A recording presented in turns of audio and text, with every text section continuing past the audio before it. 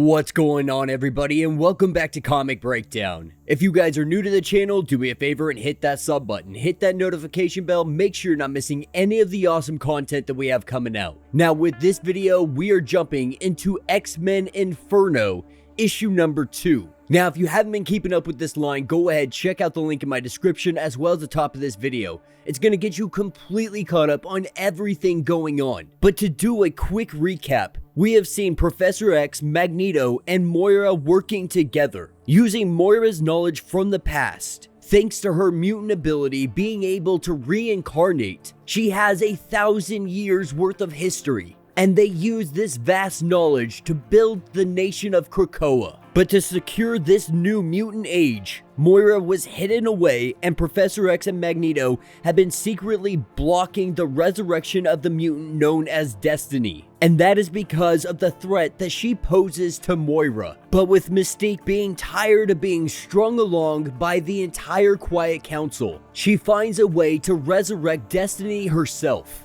And in doing this, she quietly sets the table, getting ready for the vote that is going to introduce Destiny to the entire council, and Mystique's plan is to get her on the Quiet Council. And so everything Professor X, Magneto, and Moira have been building could all come tumbling down. And so with that being said, let's dive into this breakdown. Alright gang, so as we dive into issue number 2 of Inferno, we are picking up with Mystique.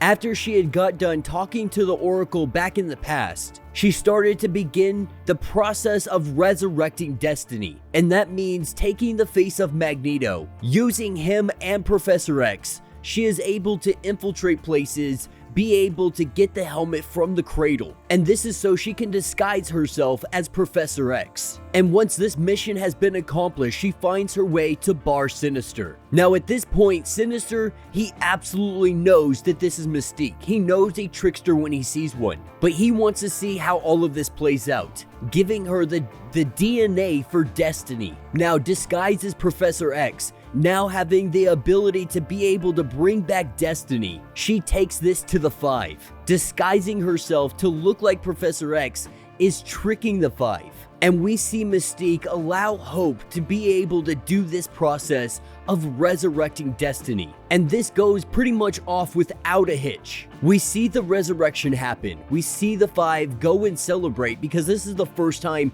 Rachel has ever done this. And so with the Five taking off to celebrate, we see Mystique turn back into her normal self. And we have the rebirth of Destiny. Now it took them a couple weeks for her to really process this whole new world that she is living in, seeing all the future possibilities, all of these coming in at one time. It takes her a good couple weeks to be able to sort through everything that she is having to process. Not only that, she has to deal with everything that Raven has done up to this point. Because so far, Mystique has really changed into a whole different person. But with time, she finds forgiveness. They find a way to look past all of these mistakes. Look past everything that Mystique has had to do to be able to get to this point, to bring Destiny back. And that's what brings us to the 4th week since she has been resurrected. And that brings us to current time, and we are having the vote. The vote whether or not to allow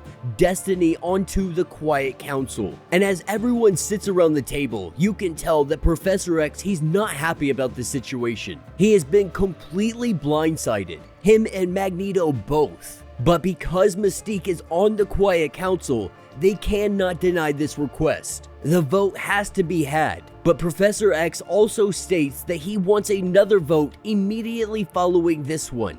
And that vote he wants for the removal of Mystique, to take her off of the Quiet Council. Now Destiny, being a precog, she already knows the outcome of what is going to happen here. Already knows the outcome of what is going to happen with the vote against Mystique. And she could easily tell Professor X right here, but he doesn't want to hear it. Because at the end of the day, they have to let it play out regardless. And so we have the vote beginning, with Professor X and Magneto both voting no, with Storm voting along with them. Nightcrawler ends up voting for his mother, because if this will make her happy, this is exactly what he wants to do for her. And that's what brings us to Exodus. And this is where things get a little bit more muddied up, because Mystique has to play the politician. She has to go to each of these individuals and try and secure the votes that she might not have. And Exodus is one of those individuals that is on the fence. Now this is a much different Exodus than we know, because now that he has a life on Krakoa,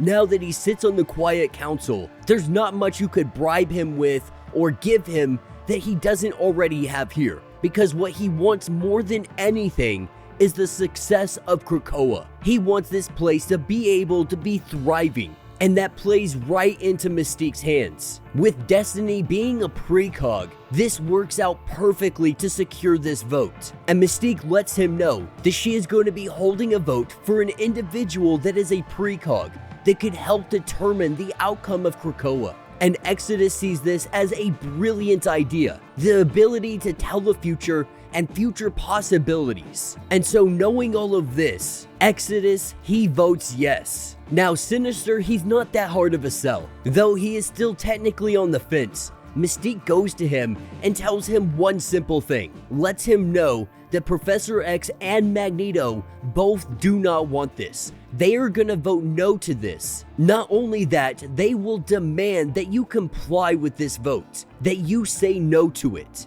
And for that very reason, Sinister is going to vote yes. And that's exactly what happens. Now Kate Pryde, she says absolutely not. And so right now it is tied up at 4-4, with Mystique obviously voting yes. And that brings us to Sebastian Shaw, another individual that is on the fence. And Mystique knows how to play each individual, knows how to manipulate them to get them to vote in her favor. And that's because all of these individuals, they are extremely powerful, all have grudges against someone else on the Quiet Council. They want to see someone else fail, they want to take them down a peg. And so the way that she comes at Sebastian Shaw is saying that Emma Frost is more than likely going to vote against this. And that's all Shaw needs to hear to be able to vote yes. And so it falls to Emma. If Emma votes no, then it ties it up and it cannot go any further, and the vote is at a standstill. But if she votes yes, it pushes it forward.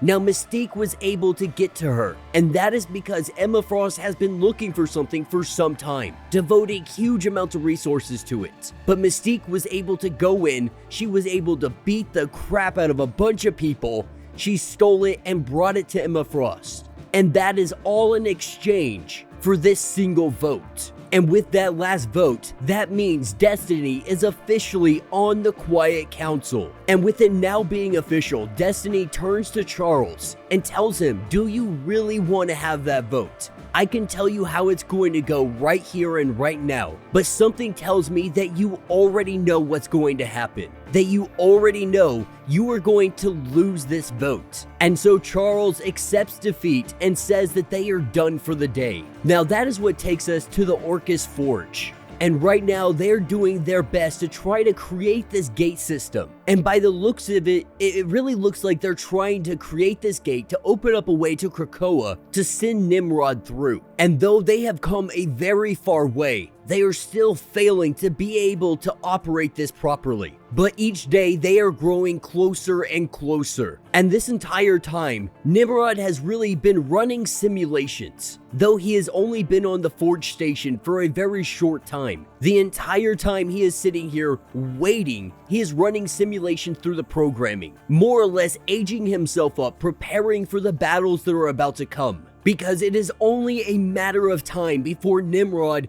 makes his way to Krakoa. And when he has boots on ground, we will see the culling of mutantdom. Now this is where we pick up with Moira, X, and Magneto. And Moira right now is absolutely livid. And that is because she just found out that Destiny has been resurrected. Not only that, she is now a member on the Quiet Council. And this is something she has worked actively to go against, to ensure would not happen. She had the word of both Magneto and Professor X that this would not be able to happen. But Mystique has been playing them for quite some time. She has been building up the stage, and she is finally exposing herself. And Professor X and Magneto have found themselves at a severe disadvantage. They have found themselves many steps behind. More than anything though, they didn't realize that Emma Frost would vote in this favor, recognizing that Mystique had to have been working in the background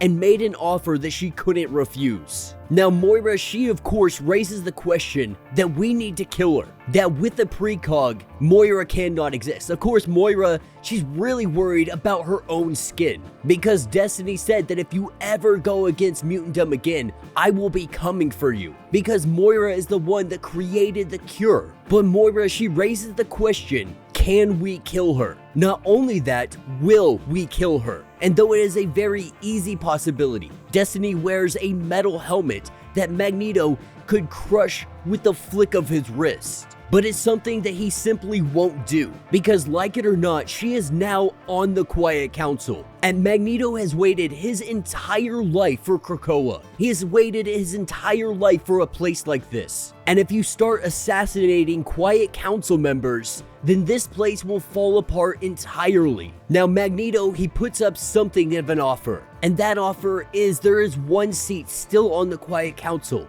and so they could fill it with somebody that is going to side with them. Now the idea is they want to bring in someone they can trust. Not only that, they want to bring another individual into the fold about Moira, about the future, about everything going on. And they want that individual to be Emma Frost, because they believe that they can trust her. Now Moira, she's not really worried about having someone you can trust, more about having someone that can understand the gravity of the situation and everything that is at stake. Now this is where we pick up in Paris, and we see Sage making her way through here, or at least it appears to be Sage, but is really Mystique.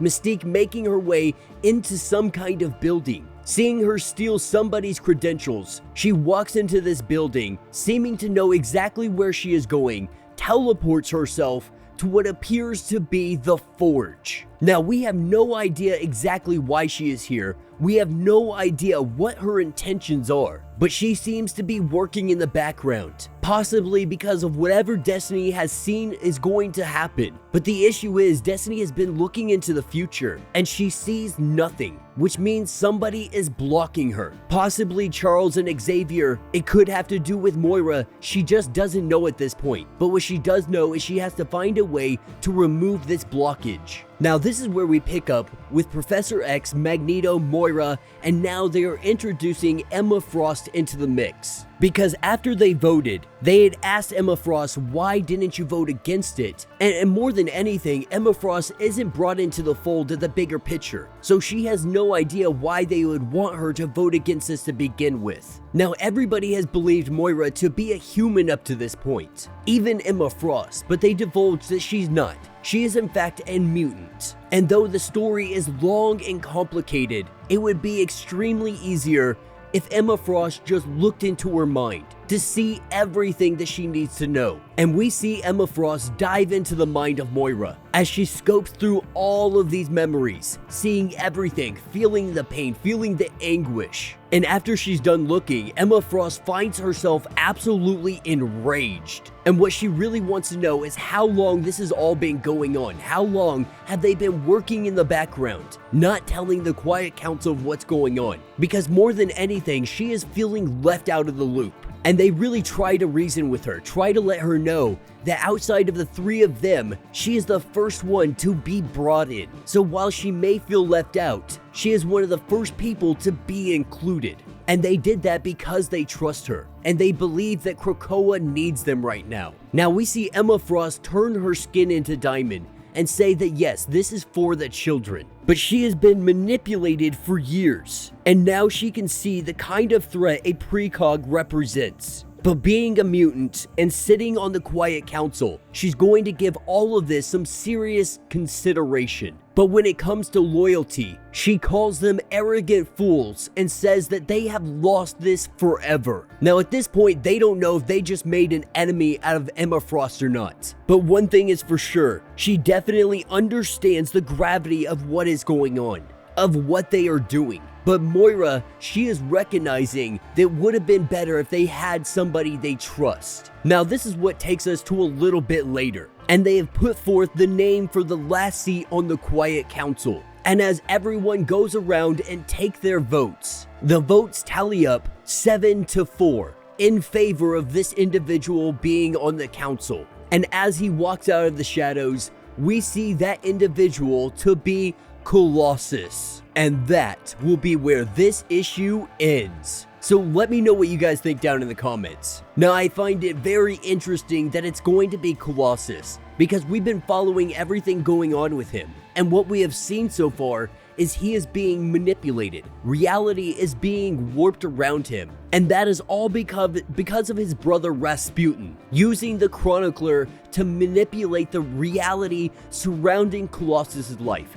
More or less, they're using him as a puppet. And we can only assume that Rasputin has some very ill intentions. This is going to be his opportunity to try and bring Krakoa down from the inside. And what we are really seeing is that Krakoa is a house of cards. And we are slowly having one card picked away at a time, with the threat of Nimrod on the horizon, with Rasputin getting ready to try to take Krakoa on. And now with Destiny back and the Quiet Council secretly at war with one another, we could very easily be seeing the downfall of Krakoa and all of mutant kind. But yeah, let me know what you guys think down in the comments. If you have not yet, do me a favor, hit that sub button, hit that notification bell, make sure you're not missing any of the awesome content we have coming out, and until the next breakdown.